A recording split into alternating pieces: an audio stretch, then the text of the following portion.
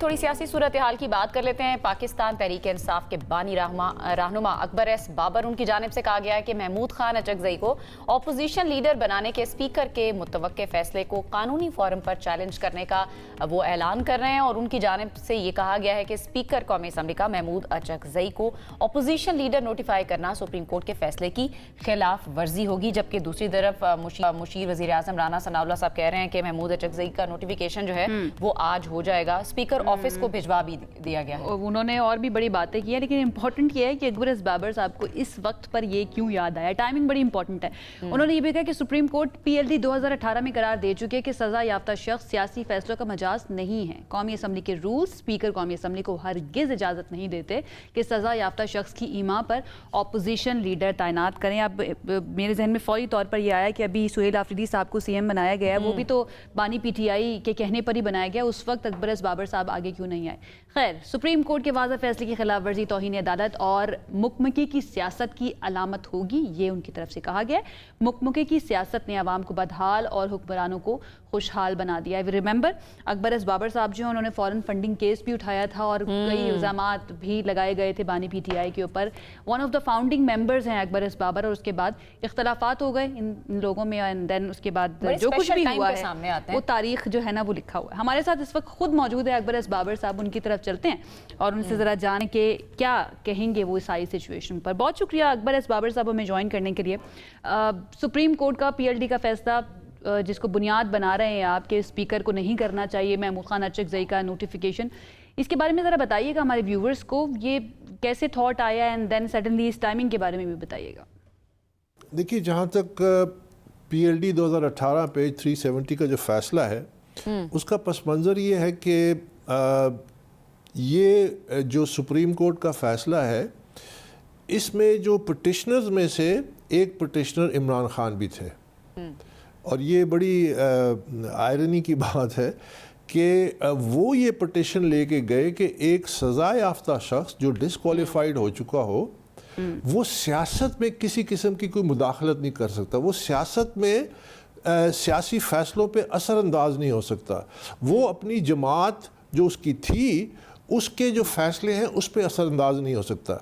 یہ پٹیشن لے کے وہ گئے، اور یہ جب اس کا فیصلہ آیا تو وہ بڑا کلیئر اور بڑا ایمفیٹک فیصلہ تھا، جس کے نتیجے میں پھر جو مسلم لیگ نواز کے جو سینٹ الیکشن ہو رہا تھا اس میں جو انہوں نے ٹکٹس دیے تھے وہ میاں نواز شریف کے دستخطوں سے دیے تھے، اور چونکہ اس وقت میاں نواز شریف ڈسکوالیفائڈ تھے اس لیے وہ تمام کینڈیڈیٹس الیکشن کمیشن نے اس فیصلے پہ عمل درآمد کرتے ہوئے ان کو آزاد ڈکلیئر کیا۔ تو یہ اس کا یہ جو فیصلہ ہے یہ آج بھی فیلڈ میں ہے۔ اب میرا جو پلی ہے وہ یہی ہے کہ جو لیڈر آف دی اپوزیشن ہے اس کی جو نامینیشن کی گئی ہے وہ ایک ایسے شخص نے کی ہے جو سزا یافتہ ہے اس وقت، اور جو اس وقت ڈسکوالیفائڈ ہے۔ یہ gross violation of law, constitution. بالکل صحیح ہے، تو تھوڑا سا بتا دینا اکبر صاحب کہ پھر کورٹ سے آپ کب رجوع کر رہے ہیں؟ دیکھیے، ابھی تک نوٹیفیکیشن نہیں ہوا، جو ہی کیونکہ جو اطلاعات آ رہی ہیں اسے یہ لگ رہا تھا کہ یہ نوٹیفیکیشن جو ہے یہ آج جاری ہوگا یا کل جاری ہوگا، اور یہی بیانات دیے گئے۔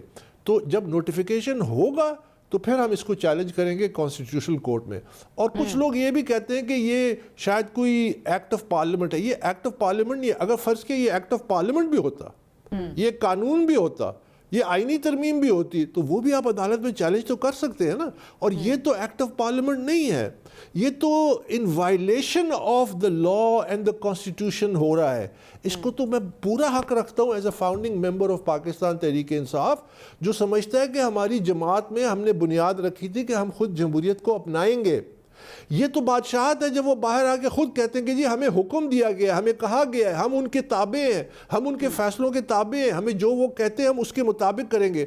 80 لوگ جو PTI کے تقریباً give and take a few, جب وہ بیٹھ کے ان میں ایک بھی اس قابل نہیں تھا، ایک شخص جو اس کا جماعت سے کوئی تعلق نہیں ہے، ایک شخص جس کا PTI سے دور دور تک کوئی تعلق نہیں ہے۔ اکبر صاحب، the question remains نا why now؟ اس سے پہلے سہیل آفریدی صاحب کو بھی تو لگایا گیا CM، وہ بھی بانی PTI کی اجازت سے لگایا گیا۔ خیر، اگر عدالت آپ کے حق میں فیصلہ نہیں دیتی ہے اور آپ کو ڈیزائرڈ ریزلٹس نہیں ملتے ہیں تو اگلے اقدامات آپ کے کیا ہوں گے پھر؟ دیکھیے ہمارا سیاسی عمل تو جاری ہے. میں نے انٹرا پارٹی الیکشنز کو چیلنج کیا, سپریم کورٹ میں میرے حق میں فیصلہ آیا. میرا کیا مقصد تھا؟ میں اس وقت یہ کہتا تھا کہ آپ پاکستان میں 10 الیکشن کرا لیں, کوئی چینج نہیں آئے گی, کوئی قیادت میں تبدیلی نہیں آئے گی. کیوں؟ کیونکہ سیاسی جماعتیں خود جمہوری نہیں ہیں. میں کہتا تھا کہ میں پبلک اوپینین کو موبلائز کرتا تھا. میں نے لکھ کے الیکشن کمیشن کو دیا, جو لیٹسٹ انہوں نے انٹرا پارٹی الیکٹرل فراڈ کیا, جو مارچ کی 3 تاریخ کو 2024 کو, جس کو 5 مارچ کو میں نے چیلنج کیا. میں نے لکھ کے دیا کہ پی ٹی آئی کا انٹرا پارٹی الیکشن جو ہے اس کو الیکشن کمیشن مانیٹر کرے. کیوں نہیں ٹرانسپیرنٹلی کرنا چاہتے؟ کیونکہ ان کو پاور چاہیے, کیونکہ ان کو اختیارات چاہیے, کیونکہ ان کو آربٹری اختیارات چاہیے. یہ ورکر جو ہم نے جماعت بنائی تھی, دیکھیں پی ٹی آئی تو بنی اس واسطے تھی کہ اسٹیٹس کو کی پالیٹکس کو چینج کرنا ہے. پہلے 2 تھی اسٹیٹس کو کی جماعتیں, اب اس میں تیسری شامل ہو گئی ہے. اور یہ جو کوشش ہے, یہ جو اب کوشش کی جا رہی ہے, مفاہمت کے نام پہ مکا کی سیاست ہو رہی ہے کہ پہلے پاور 2 میں تقسیم کیا جاتا تھا, اب تیسرے کے لیے ایک جگہ پیدا کی جا رہی ہے. اس میں کوئی ڈیموکریسی سے کوئی تعلق نہیں, اس میں رول آف لا سے کوئی تعلق نہیں. یہ صرف پاور کی ڈسٹریبیوشن ہے کہ یہ سب اپنے اپنا حصہ لے کے بیٹھ جائیں.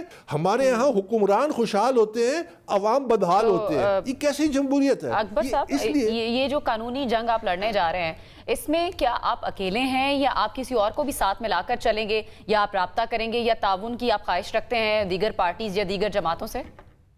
ہرگز نہیں کریں گے.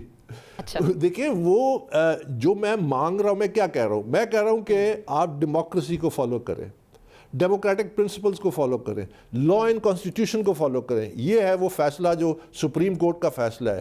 سپریم کورٹ کی ان عدالتوں کی ہمارے آئین اور قانون کی کیا وقت رہ گئی کہ باہر بیٹھ کے آپ مکمکا کریں, کہ باہر بیٹھ کے آپ ایک اور این آر او کا فیصلہ کریں؟ کیوں؟ کیونکہ وہ آپ کو کنوینئنٹ ہے ٹو ریمین ان پاور. اسے عوام کو کیا ملتا ہے؟ کیا ہم یہ پہلے یہ تجربات نہیں کر چکے؟ یہ ڈیموکریسی ہے ہی نہیں. انشاءاللہ ہم ایک صحیح ڈیموکریٹک ملک بنیں گے جس میں لوگوں کا بھلا ہو, لوگوں کو روزگار ملے, مہنگائی کم ہو, لوگوں کے. بالکل ٹھیک ہے. اکبر صاحب یہ بتائیے گا کہ آپ کے نزدیک اب اپوزیشن لیڈر کی تقرری کا معاملہ جو ہے, اس کے اندر شفافیت کو پھر کیسے یقینی بنایا جا سکتا ہے؟ کیا پارلیمانی رولز کے اندر کوئی تبدیلی کی جائے, کوئی اصلاحات ضروری ہو گئی ہیں اس کے لیے؟ دیکھیے میں سمجھتا ہوں کہ پارلیمانی رولز میں جو اصلاحات ہیں, سب سے پہلے تو یہ کہ اس میں ایک ڈیموکریٹک پروسیس کو ڈیفائن کرنے کی ضرورت ہے. جو رول 39 ہے اس میں ایک ڈیموکریٹک پروسیس کو ڈیفائن کرے, اور اس میں یہ لکھیں کہ بلا کسی قسم کے انفلوئنس کے, کسی کے انفلوئنس کے, چاہے وہ پارٹی کا ہیڈ ہی کیوں نہ ہو یا پارٹی کا فارمر ہیڈ ہی کیوں نہ ہو, جو بیٹھ کے ٹریفک اور سٹرنگز کو کنٹرول کر رہا ہو, کیونکہ وہ اس سپریم کورٹ کے فیصلے کے کھلا خلاف ورزی ہے. ایک پروسیس کو ڈیفائن کرے جو نارمل ایک ڈیموکریٹک پروسیس ہے کہ جی اس دن نامینیشن پیپرز فائل ہوں گے, اس دن اسکروٹنی ہوگی, پھر ووٹنگ ہوگی, اس میں کچھ دن آپ دے دیجیے کینوسنگ کے لیے. اس کے بعد ایک ڈیموکریٹک پروسیس کے ذریعے جو الیکٹرل کالج میں کوالیفائڈ ہے وہ ووٹ دیں گے, ایک لیڈر آف دی اپوزیشن ہوگا. آپ مجھے یہ بتائیے کہ پاکستان میں آج تک کسی پارلیمانی جماعت نے اپنا لیڈر آف دا ہاؤس کو چینج کیا ہے ڈیموکریٹکلی؟ بالکل صحیح, آپ نے سوال بھی صحیح اٹھا رہے ہیں. آپ کا یہ جو سٹانس ہے نا کہ آپ کی جنگ لڑنے جا رہے ہیں اور اس جنگ کے اندر باقی کسی جماعت کو شامل نہیں کریں گے, کیونکہ ان کے اوپر بھی وہی الزام ہے کہ وہ اسٹیٹس کو کی سیاست کر رہے ہیں. This is a very good answer by the way. Thank you so much. Akbar S Babar صاحب ہمارے ساتھ موجود تھے اور اس سارے معاملے کے اوپر جو ہے نا اپنا سٹانس ہمارے سامنے رکھ رہے تھے. لیٹس سی کیا بنتا ہے, عدالت جاتے ہیں یا نہیں جاتے, اور آج ہو جاتا ہے اپوزیشن لیڈر کا نوٹیفیکیشن قومی اسمبلی کے اندر. سیاست کس موڑ کی طرف جائے گی آنے والے دنوں میں پتہ چل جائے گا.